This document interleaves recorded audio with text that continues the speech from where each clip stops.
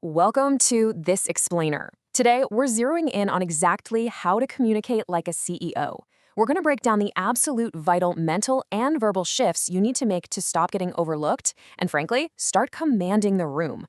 I mean, if you've ever felt like your voice just gets completely lost in a crowded meeting, or you aren't projecting the authority you actually have inside, you are in the exact right place. We're diving into the specific skills that separate the people who truly lead a room from the ones who just kind of fade into the background.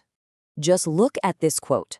To move from an employee mindset to a true executive one, your internal drive has to match your external certainty. You absolutely cannot harbor massive CEO-level ambition on the inside, but communicate with hesitation on the outside. It just doesn't work. The people who actually lead hold a mindset of total ownership. They operate from a place of certainty, believing their point of view is valuable and that they're in that room for a very good reason. So here is our roadmap to systematically upgrade your professional presence. We'll be hitting 1. Speak to lead. 2. Logic over emotion. 3. Command authority with purpose. 4. Become a question master. 5. Stop oversharing. And 6. Project physical confidence. Let's jump right in. Section 1. Speak to lead. Ditch the qualifiers. This is a huge fundamental mindset shift. You have to stop speaking simply to be liked and start speaking to lead. Okay, let's look at this first swap. Getting rid of a weak qualifier like I think instantly removes you from the center of the problem and skyrockets your credibility. Think about it. When you say I think, obviously you're thinking it, you're the one talking, but it makes you sound unsure. So swap it out for a definitive statement like the best path forward is. Boom, you instantly stop undercutting your own ideas. And here's the next crucial swap. Instead of talking about your feelings, present your strategy.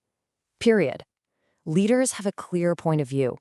When you lean on I feel, you accidentally chip away at your own credibility because you're making the statement about your emotional state rather than the objective reality of the business. You need to be certain.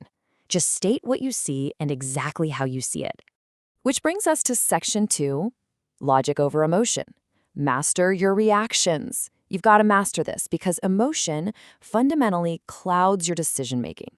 This is a pretty brutal truth from the source material, but it is incredibly accurate. The more you rely on emotional outbursts, the less logic and data you're actually using. Highly effective leaders are absolute masters at looking at a messy situation, pulling the emotion out of it, and logically making decisions based on the data. If you pop off with an emotional reaction every time you face a challenge or get rejected, it instantly kills trust. You just can't be an effective leader if your team doesn't trust your emotional baseline. So when you're faced with conflict, you want to choose to be the flexible blade of grass that lets the pressure pass right through, instead of the rigid toothpick that just snaps in half. Imagine a heavy rock falling. If it lands on a rigid toothpick, well, the toothpick breaks, it's frail. But if that exact same rock falls on a blade of grass, the grass just bends with the pressure, lets the rock roll on by, and bounces right back to its original shape. So when someone brings tense, heavy emotion into a conversation, don't tense up and try to prove them wrong like a toothpick. Be the grass. Let their emotion pass by, process the actual data, and respond with steady grace. Before we go any further, I want you to ask yourself this hard truth about your own daily meeting habits. Do you actually know your specific target when you sit down at that conference table? Section 3. Command authority with purpose. Speak with weight. Because truly great leaders don't speak more, they speak with intention. Listen. If you don't have a clear target or a specific problem to solve in a conversation, you shouldn't be there. You need to guard your time like a CEO.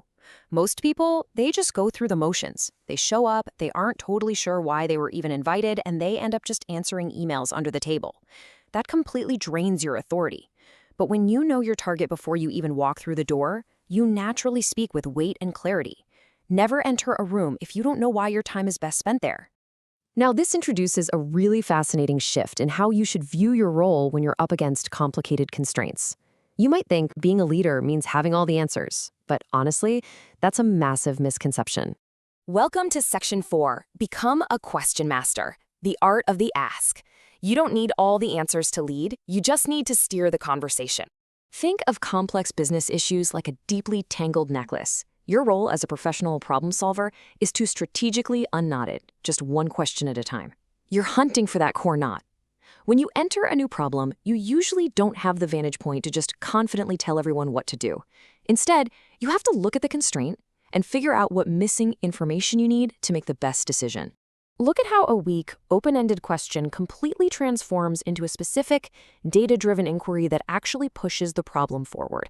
Instead of asking a vague "how's it going?", ask "what's the biggest challenge you're facing right now?" Instead of saying "can we fix this?", try asking "what would it take to ensure this never happens again?" Literally, the absolute quality of your questions will determine the quality of your results.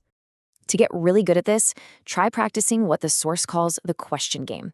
It's actually a childhood technique of targeting someone and keeping them engaged through relentless, curious follow-ups. The source shared this brilliant anecdote about being a kid at these boring social functions, and her mother would assign her a target, like, say, Mr. Bob. Her goal was to walk up to this adult, push past the fear, and ask 3 consecutive, engaging questions to keep the conversation alive.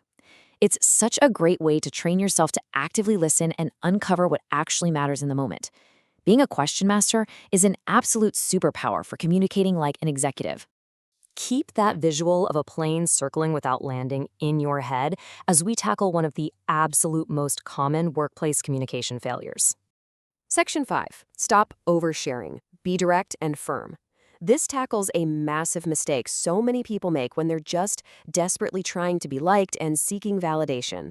When you talk in circles, trying to soften a message with all this unnecessary fluff, it just completely destroys your authority.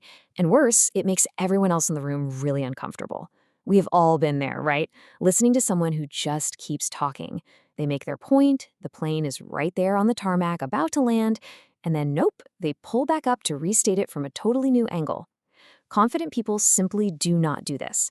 They have a message, they clearly articulate it, and then they stop communicating. The source actually learned this the hard way at age 23 during a completely botched firing. The lesson? When you have a firm message to deliver, say it clearly, with grace, and then shut up.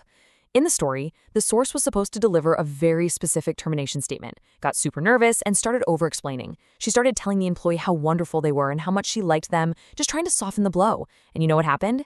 It turned into a nice little midday chat instead of a firing, and she literally had to completely redo it the following week. So awkward. Remember, high-level CEOs command authority because they do not need your validation. Be direct, be deliberate, and be firm. Finally, Section 6, Project Physical Confidence. Delivery matters. It is so essential to make sure your physical delivery lines up perfectly with this new, upgraded vocabulary of yours. Your physical presence literally has to validate your words.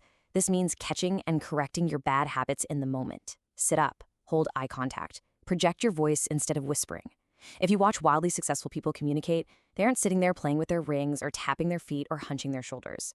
The source noted a personal habit of whispering when voicing an opinion, all because of internal uncertainty. But here's the thing. When you are quiet, people can instantly tell you aren't passionate or certain about your ideas. You have to actively work on projecting your volume and sitting comfortably eye to eye with the person across the table. The second you catch yourself shrinking, fix it.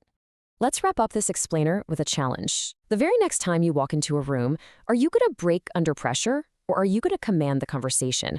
Are you going to use weak qualifiers, or are you going to state the path forward with absolute certainty? By ditching emotional reactions, aggressively guarding your time, asking powerful questions, and physically stepping into your authority, you can instantly transform how an entire room responds to you. So take these frameworks, apply them to your very next meeting, and watch the dynamic completely shift. So, what's it going to be, the toothpick or the CEO? Thanks for joining me on this deep dive.